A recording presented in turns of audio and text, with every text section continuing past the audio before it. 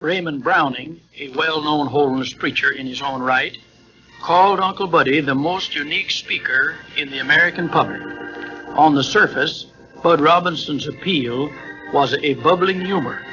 It tempered tense situations. It made you laugh. It often carried the bite of double meaning, which had a spiritual application. But look at Uncle Bud a bit longer. His humor was only an icing to the cake. He was also a Bible scholar.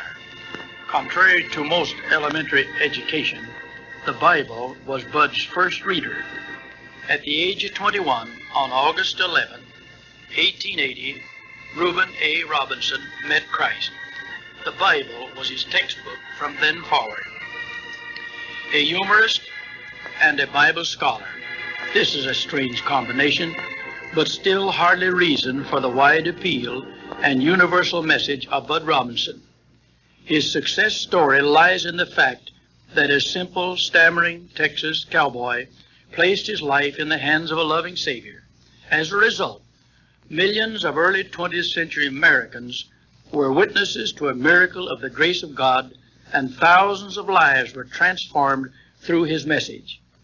In his 61 years of ministry, he traveled more than 2 million miles and preached more than 30,000 times. This man, without the benefit of formal education, authored more than a dozen books. The money which came in as a result of his writing went to educate more than 100 young preachers who have in turn gone out to preach the gospel and to bless the world. Uncle Buddy died in 1942, but his messages live on. This one, given in 1940, will thrill thousands who knew him. And for the ones who know him only as a name, this message will immortalize the unforgettable Uncle Bud. When I was struck with a big car and broke up, knocked about 30 feet, and taken up with 9 broken bones and dislocated joints, and lay for near 6 months ago on my bones back, some people seem to know better about my condition than I did, and they told over the country that I had backslid, and the Lord was trying to reclaim me. Well, I'll tell you, if you was, you done a good job at it, sure as you're alive. But now, after working with 73 different denominations, I've never worked with anybody yet that believed that St. Paul was a backslider. And the 73 denominations I've worked with, they all claim St. Paul for their leader. Every one of them. Not a one of the denominations that I've worked with, 73, but what claim St. Paul. They all take him and quote from him. Strange. Our Baptist friends take Paul to prove immersion, and the Methodists take him to prove pouring, and the Presbyterians to prove sprinkling. They all take Paul. We Nazarenes believe in everything that's good, so we give every man his choice. As the 3/4 of the surface of the earth is covered with water, we think a man ought to have as much as he wants of it. So we just let him decide the case. Our Baptist friends take Paul to prove the impossibility of apostasy, and the Methodists, they take him to prove there's a possibility of falling away and being lost. So everybody claims Paul. The Nazarenes don't like much of having him. You say, what do you mean? Well, did you ever read the 24th chapter of Acts in the 5th verse? They said this: we have found this man a pestilent fellow, and a mover of sedition among all the Jews throughout the whole world, and a ringleader of the sect of the Nazarenes. He is the ringleader. And I believe with that he was the first general superintendent. Well, you say, what are you judging by? Well, he is the ringleader of the sect of the Nazarenes. And now I'll show you that he wasn't backslid, but I'm going to show you the good time he had enduring and suffering. The 11th chapter of 2 Corinthians begins the 24th verse. He said, of the Jews 5 times received I 40 stripes save one. Took him out 5 times and horsewhipped him, laid 39 lashes on his back. Thrice was I beaten with rods. They took him out 3 times and beat him with a club.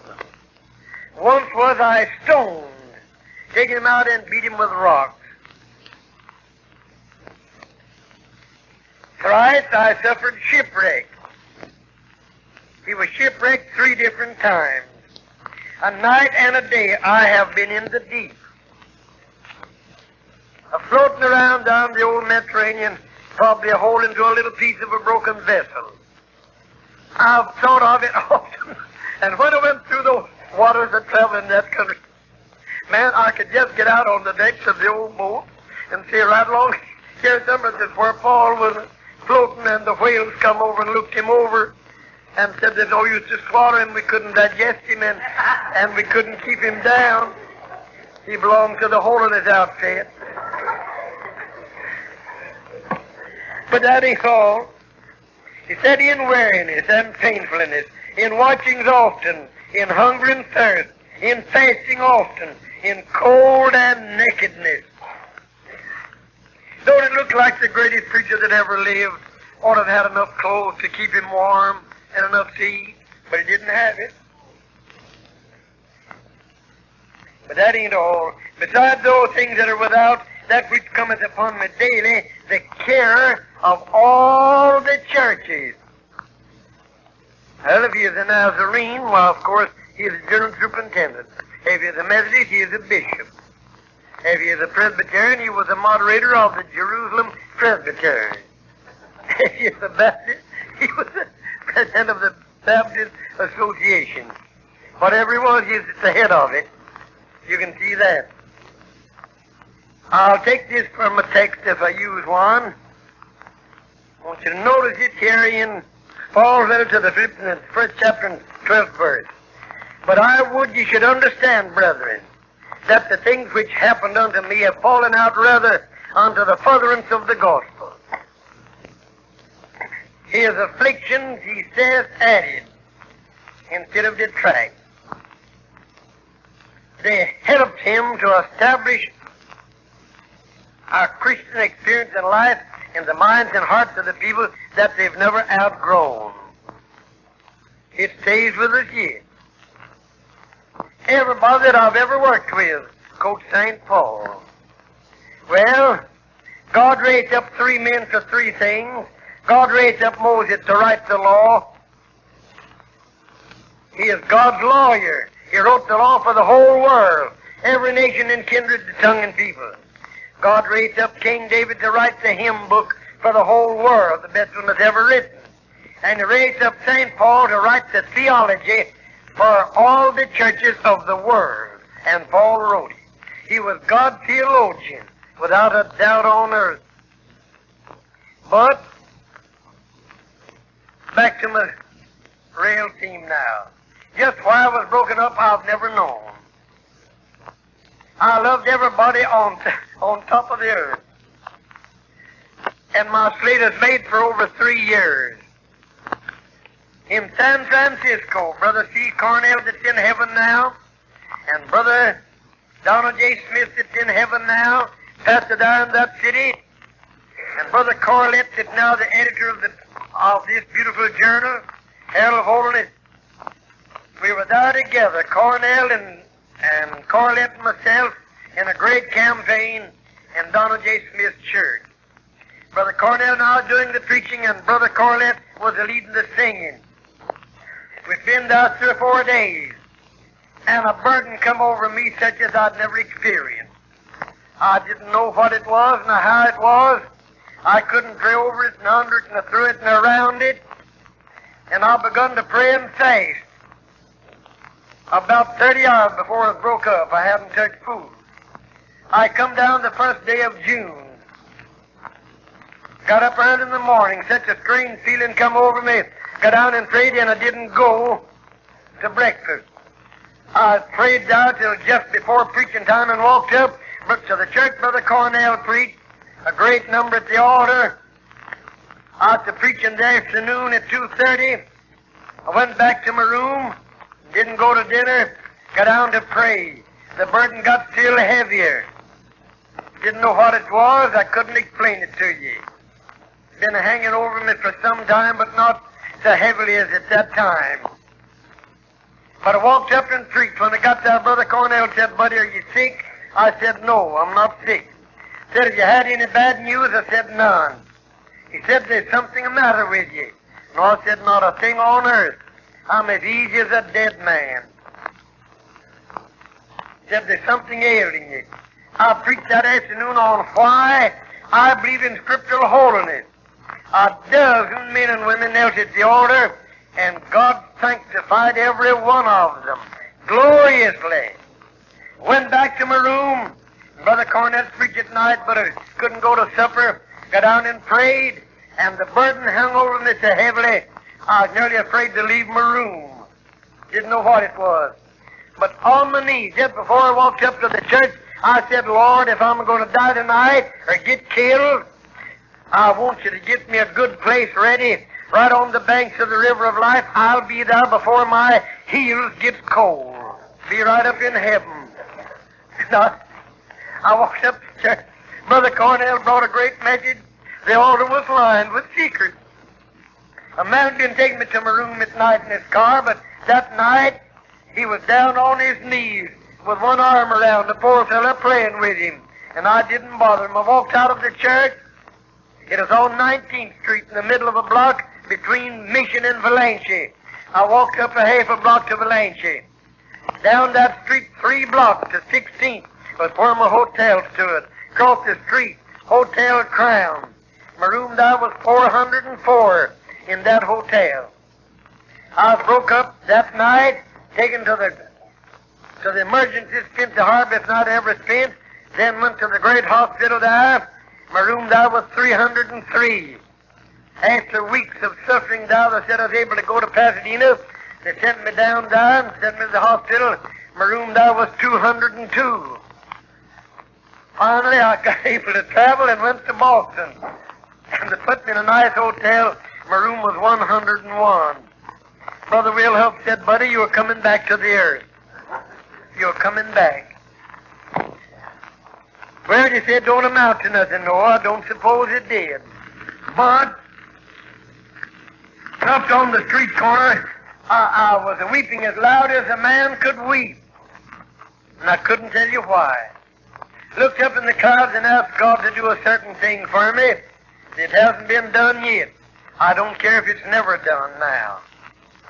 I started across the street, got hemmed in between the automobiles and the streetcar. I seen some of them was going to knock me out. I jumped in front of a car onto the streetcar track. The great car was almost against me when I leaped off of the track. But there was an automobile by the side of it trying to outrun it. I knew I couldn't jump beyond that car, but I made the leap. I heard the crash and felt the pain. I fell down to 30 feet. The only time that I lost unconsciousness while I was going through the air. It seemed that I was flying. But when I lit on those cobblestones, I felt the jar and I heard some more bones a-popping as the big automobile was rolling over me. They hadn't stopped it, but rolled over me. Just as the car got off of me, the woman jumped out of the car and begun to scream. Oh, she said, "We've killed you, and we wouldn't have killed you for nothing in the world." But I said, "I'm not dead." She said, "No, but you're dying." I said, "I don't think so. I feel like I'm in heaven, but I don't think I'm dying." She said, "You are, and we'd kill you. Wouldn't kill you for nothing in the world." The crowd begun together. The police run across the street with his club in his hand, cussing the man, and I reproved him. Said, "Don't do it." And then he went to hit him. I said, "Don't hit him." He went to arrest him. I said, Don't do that." The gentleman couldn't help it. He said, "Don't you want me to arrest the man that killed you?" I said, "No, sir, don't do it." Then they tried to take me up, and brother, I was so mangled that it looked like they couldn't get a hold of me. My right arm was broke here above the elbow and drove right up, and the arm bone come out through the muscle, through my undershirt, top shirt, come through my coat sleeve, and my arm bone come over here and stuck in my chest and cut a hole in my coat, my arm bone. Then it was broke between the elbow and the wrist, and then every one of those fingers was turned back the other way. My left arm was drove down about 3 inches and broke off 1.5 inches below the joint, and the bone the X-ray showed straight open down to the elbow.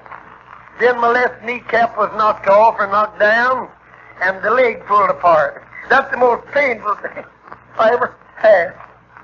Brother, you'll thank God for a good knee and a good kneecap. Then the leg was broke between the knee and the ankle. Then the ankle was jerked out of socket and whirled around the heel, come out in front. Awfully smashed. Then I was bruised on the other side down to the ground. But they picked me up with my clothes and got me in the car and take me down to the emergency. And oh man, what I suffered there. They received me, but 2 young men begun to pull the clothes off of me, just like taking the hide off of a mule. And I begged for mercy, and they didn't have it. Then they lit the cigarette and begun to smoke in my face.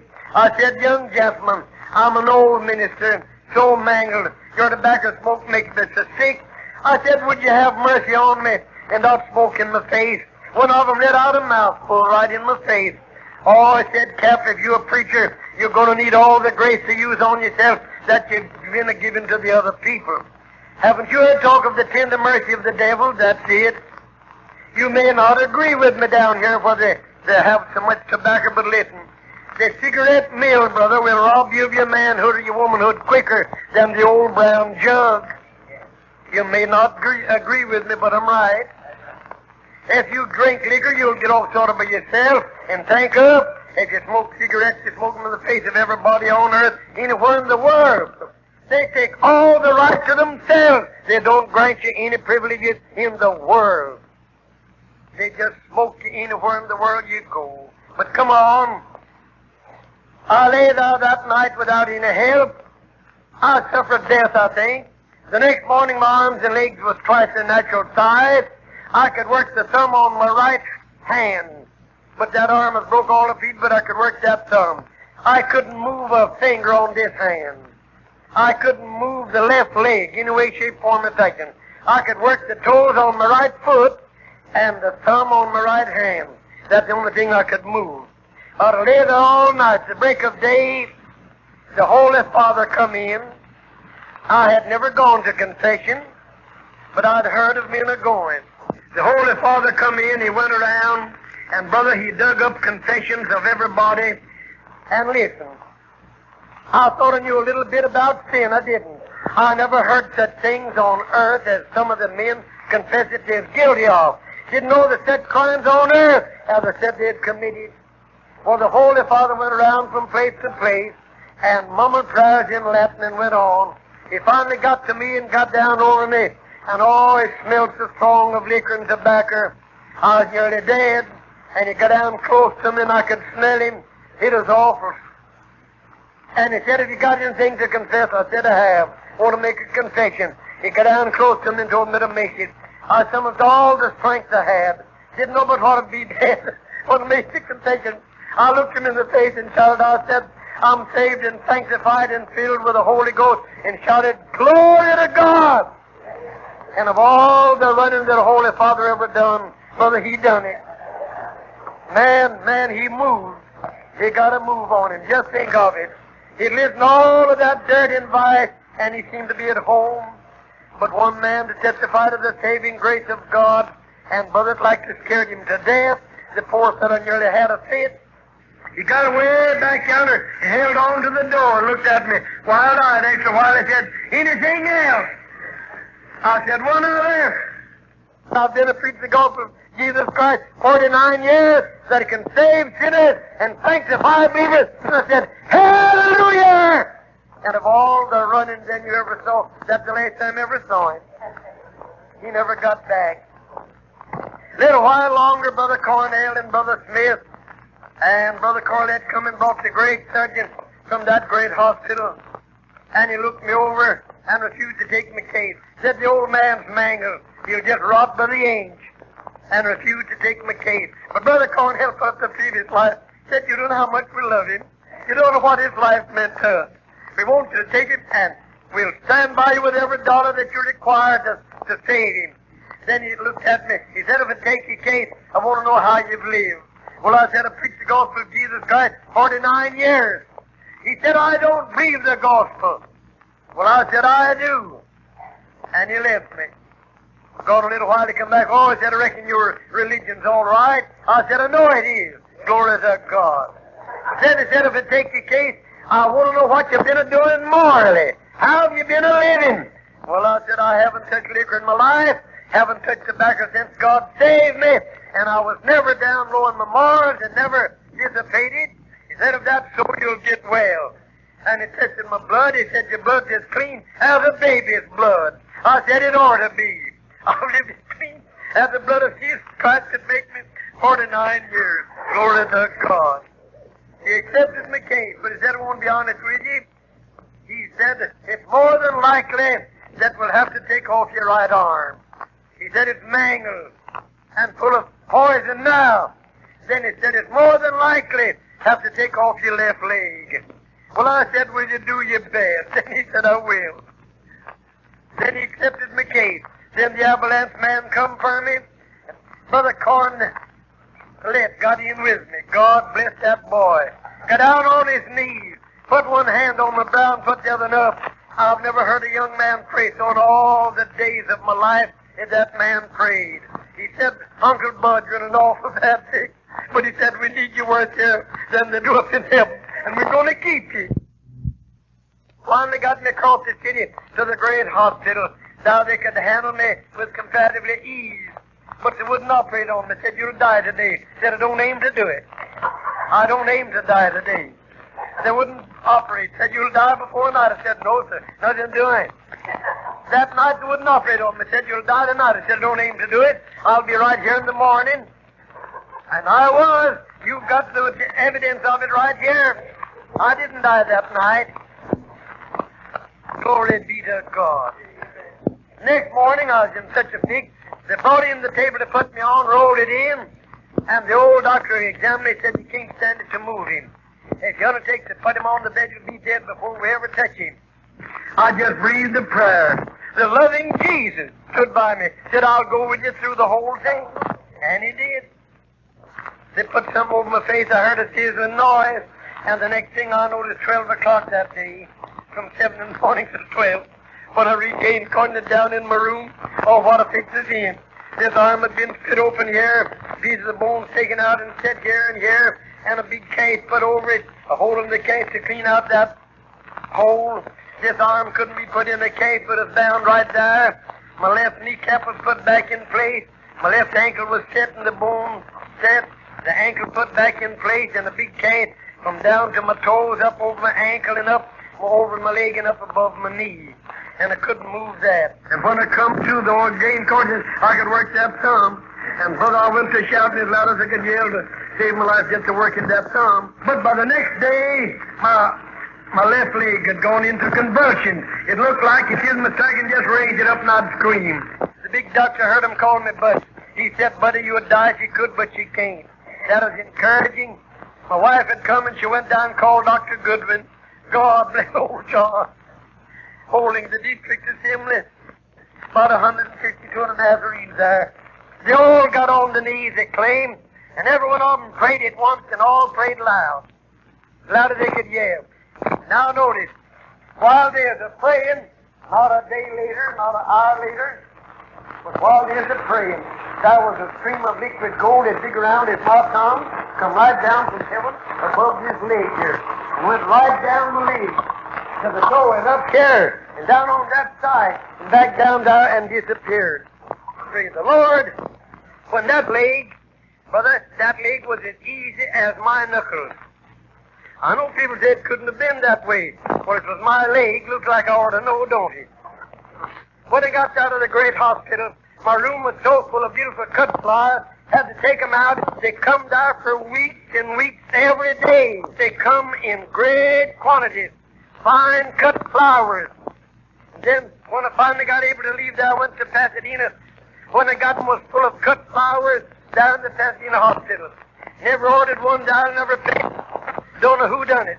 But after I got out of the hospital down here in Oklahoma, a young man told me that he was acquainted was a big oil man there that one time had been converted in my meetings. And he said he had become a millionaire in the oil business. And he'd taken up with the hot houses in Frisco when I there. Said, when I went there to furnish all that could be used in my room, he didn't tell me, another man did. I don't know whether he did or not, but somebody did. Well, glory be to God. Another thing, mustn't forget, this arm was so bad in a few days. My arm was so badly broken, big surgeon come in to clean it out every morning. And it looked like it's going to rot off. And he'd have to clean out that big hole down around the broken bones every day. And it's so painful, brother. The groan didn't help me a bit. To say, that didn't help me sick on earth. But I'd go to shouting and get better. I'd say, hallelujah, glory to God, glory to Jesus. And I'd get better every time. They say you're out of your head. No, sir. Not a bit of it. I was wide awake and happy as a bumblebee in the clover patch, and yet 19th day. But come on, he'd come every day to clean out my arm. He'd work on it, and I'd shout, and finally tell him then how much I loved him. And he finally got to walk in the floor. Instead of said 1,000 times what's a Christian on her, instead of take it back, said we've got one. He's got one. He said he's got the real thing. I knew that when I went there. Another young doctor said, how do you know? Why, I said, you know when I work on these other men's wounds, how they curse? Yes. He said, I've got a man here in the worst fix ever saw to live. Broke all the pieces in one arm, looked like it rot off. While I'm cleaning out his arm, he said he shouts all the time and then tells me how much he loves me. He said he's got it. Well, hallelujah. But finally the arm got so bad I thought they might have to take it off. Come in one morning and looked it over. He said, if we can't clean it out, he said, we'll have to cut it off or it'll kill you. It'll get rot off and you'll die. I asked him if he'd do his best, and he said he would. Brought another nurse with him and another young doctor and a bowl of liquid stuff in his tools, and he went to work on that arm to clean it out, and I begun to pray. I couldn't shout that morning. Couldn't say hallelujah and glory to God. But I could pray, and I prayed my level best, and he worked in that arm. He said, if we can't clean it out, have to cut it off. I said, Lord, I don't see I could go up and down the country with one arm gone and the other just a piece, and one leg gone and the other just a piece of a leg too. And you've called me to preach, and I don't need my work done. Help him to save my arm. But brother, I'd pray and he'd tremble. He's as white as that paper and tremble. He wasn't afraid to cut off arms and legs. Why, he just cut them up down like a butcher shop every day. But God had his hand on him, and he worked on that arm and dipped his tools down in this liquid and then working down. Finally got the putrefaction pulled loose from the flesh and lifted it up. And the arm was clean, that big hole there, around the bone down in there. And he just dropped that. Now this was an infidel doctor. When he got that water putrefaction taken out, he dropped it and said, glory to God! He said, we've cleaned up the arm and saved it. Now that is the infidel doctor.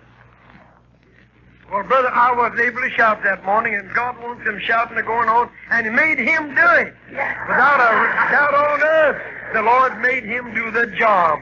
He done a good job of it. He run around the bed as quick as he could and patted it on the cheek. He said, glory to our God, we've cleaned her up and saved yours. Then I went to shouting again. We had a shouting spell. Man, it was glorious. And there was 9/10 dead. Broken legs and bruises, broken arms. That was just bound right there as months before I could ever move it. And this arm stayed encased there for weeks and weeks and weeks. That big hole down there, you could see the bone for 3 months. Why, you said they rotted off. Well, it looked like it's going to. And they said it'll kill you. I said it won't do it. They said it'll never heal up. I said it will. They said your left knee will be just as stiff as wood. I said it won't. Said your ankle will be stiff. I said it won't.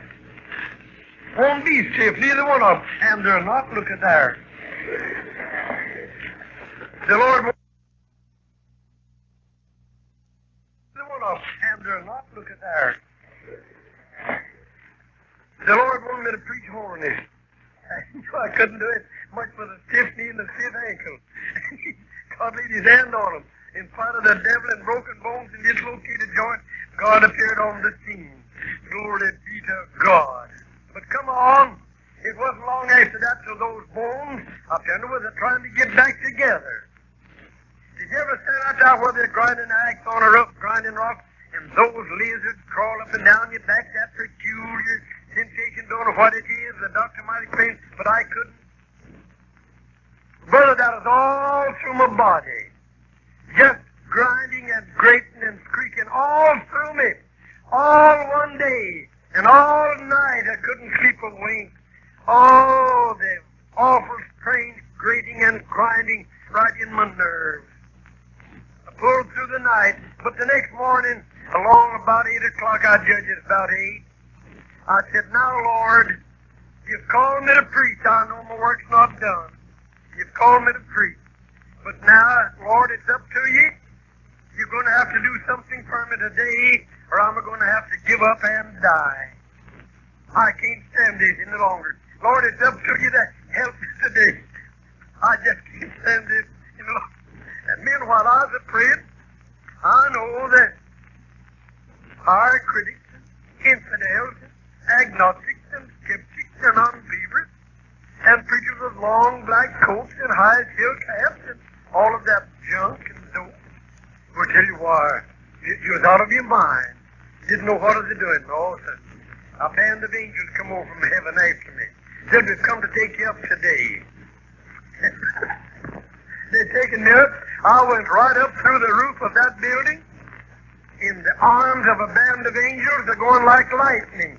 Got up above Frisco. I could look down and see the city, look out there and see the Golden Gate and the bay and the old ocean out yonder. One was away yonder going through the skies like lightning. Finally got out of sight of Frisco, got over yonder among the most beautiful worlds that man's eyes have ever beheld. Man, it'll pay you to go to heaven to make the trip. To just make the trip to heaven and see God's world between here and God's city and God's home. Finally got on the place where heaven is built and pulled down to those beautiful gates yonder, just as God described them in his book. No man on earth can describe the pearly gates of heaven. When they got inside of the city, there was angels by the millions. We say millions, but don't know what else to say. Down through that city we went, right among the angels. There's a walking and talking and flying, and no way to number them, so many of them. Down through the city we went, and finally we got to God's home. God's got a home and a headquarters where he rules the world from. God's not a floating about like clouds. No, sir. God is a being, builds and runs the universe, and now it is his home where he carries on the business. One man said, nobody ever went to heaven. Well, I said, you're not the fellow that went. And if you don't clean up, you never will go. If any man will go to heaven and just look in, and I get it, you will know then that you've got to have a holy heart to go to heaven and keep company with God and the blood-washed army and the angels. You'll have to have it. You'll have to have it to go there and live with God. Brother, you can't do it without it. No use to wherefore and rise and resolve and tell about what the great men said. Why, the other day a big preacher said, now, time's come to have a religious housekeeping. I thought it was going to clean up, get the devil out of the church. That wasn't it. He said we're going to throw the Old Testament over the fence and only take the New Testament as it's interpreted by the scholars. He called that a house cleaning. Poor fellow, brother, he needs to be washed again. But come on. When we got down to God's home, nobody in the world can describe the saints down at God's home. The great organ down on the hillside begun to play till heaven was as full of music as the ocean is of water. And I was right in among them. And all the blood-washed army, more beautiful than the angels, and no way to number them. And Jesus come from somewhere right up there in God's big home and come and stood before me and talked to me. He said, your work is not done, and I'm going to send you back to get sinners converted and believers sanctified. And man, I wouldn't go anywhere in the world if I couldn't preach holiness. I wouldn't preach anywhere on the face of the earth. They haven't got enough money to hire me. While Jesus talked to me and told me work wasn't done, He's going to send me back. My angels come for me. The band of angels had taken me up. They come back down through that city for miles and miles and miles, come out the big gates and started back to this world again. Come down over those rolling worlds and got back inside of Frisco. And our band of angels come down just like an airplane circling over the city, coming down. And down through that city we come, a mean sky, right over the city, and around over my great hospital there, and right down through the roof, right down to my bed, and laid me down on my bed. Just as kind and tender as a mother lays down her baby, and told me goodbye, and it was gone like lightning. I begun to shout. Oh, man, heaven was 10 feet deep around me. My little nurse got awfully excited and run for the doctor. I said, "Nurse, I'm not dying." She said, "I think you are." I said, "I know I'm not. I've just got back from heaven. And I know by that I'm not dying. I've just got back." I stayed down then for several weeks. Finally, the time come to said I was able to come to Pasadena. And Brother Smith and Brother Corlett, and among them Cornell, all come that morning to see the doctor and paid him up. And he come in and dressed me around. Smiling, I said, "You'll stand it fine, but I want to know if you love me good." I told him I did. Patted my cheek and told me goodbye. I wasn't a team anymore. An hour or two went by, and in walked my big doctor again. I said, "You'll stand it fine, but I want to know if you love me good." I told him how much I loved him. He left out of the second or third time, but then I come 4 or 5 times through the day. Every time he'd come in, he'd say, "You'll stand it fine, but I want to know if you love me good." Finally, the last time he come, he stood before me. He said, "I want to know if you love me with your whole heart." I was taken to tell him how much I loved him. And he patted my cheek and told me goodbye. Again, wasn't a seam, he said, anymore. Walked around the foot of the bed and got his hand on the doorknob and stopped. And brother, he bawled out just as loud as a yearly. Big old doctor just whirled around then and run back and reached down and patted my cheek. He said, "Buddy, I want to know if you love me with your whole heart." I told him how much I loved him. And then he looked me in the face, and his face was bathed in tears. He was bawling loud.